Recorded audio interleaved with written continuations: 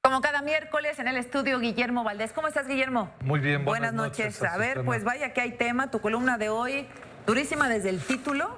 Entiéndanlo, por favor. Cuéntame qué has reflexionado desde que escuchamos ayer a la secretaria de Gobernación. Lo dicho primero, lo corregido después, lo dicho por el presidente hoy, pero lo visto en Michoacán y en Tamaulipas. Así es. Mira, digo, es muy preocupante y es una noticia gravísima. O sea, las señales que viene dando este gobierno para tratar el problema de la inseguridad son cada vez peores. ¿Y por qué? Porque estas negociaciones con las autodefensas, llamadas autodefensas, van a perpetuar y a legitimar el peor de los escenarios. Lo ideal, y para eso fue hecho el Estado, para darle seguridad a la sociedad, y eso lo hace a través de un conjunto de reglas, de leyes que dice qué se puede, qué no se puede, e instituciones que hacen cumplir esas leyes. La dinámica de las organizaciones criminales en México se dedicaban a un delito, por ejemplo, a un mercado ilegal, producir y exportar drogas, y se hacían muy ricos.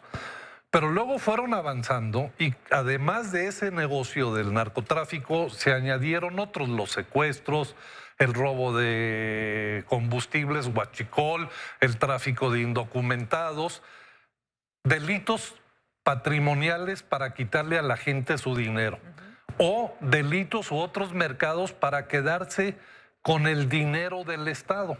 Por ejemplo, el robo, el huachicol, o el control de presidencias municipales para quedarse con los presupuestos de los...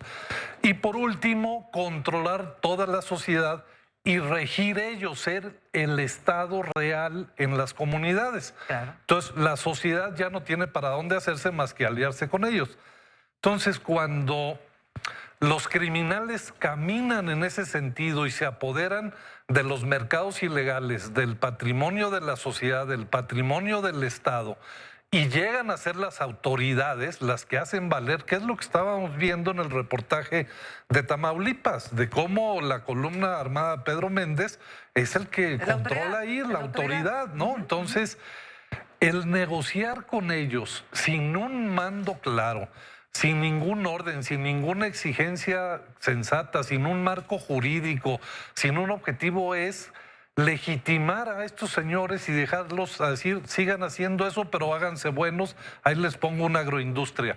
Ahora, una cosa, y quisiera que hiciéramos la diferenciación, es los grupos de la delincuencia organizada, el Cártel Jalisco y los Viagras y todos estos. Eso es una cosa. El tema de las autodefensas, aunque también pueden estar infiltradas y se pudieron corromper en el camino, es otro asunto.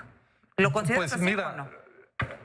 Habría que hacerlo caso por caso, pero eventualmente, por ejemplo, en Michoacán pudieron haber autodefensas legítimas cuando retiró Peña Nieto al ejército de Michoacán. Entonces la gente se vio indefensa y se organizó.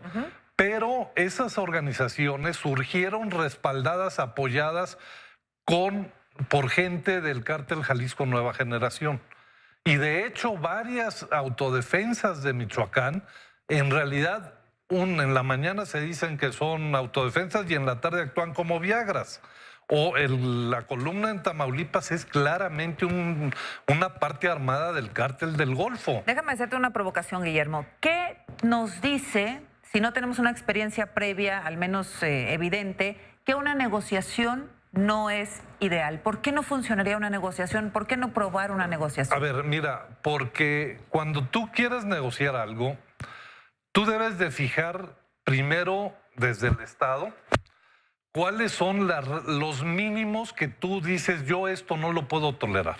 O sea, el Estado debe de tener el monopolio legítimo de la violencia. Entonces, no puedes permitir que estos tipos mantengan las armas, como lo hizo Alfonso Castillo en Michoacán en 2013 y 2014.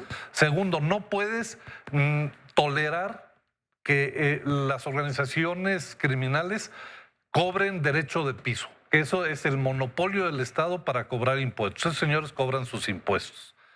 No puedes tolerar otra serie de actividades. Aquí no hay claro qué quiere negociar. Segundo, si tú negocias, vamos poniendo eso, ¿qué capacidad tienes tú para aplicar y que cumplan la otra parte cuando no tienes presencia real en esas y permanente en esas localidades, porque no tienes policías estatales suficientes, porque no tienes Guardia Nacional suficiente.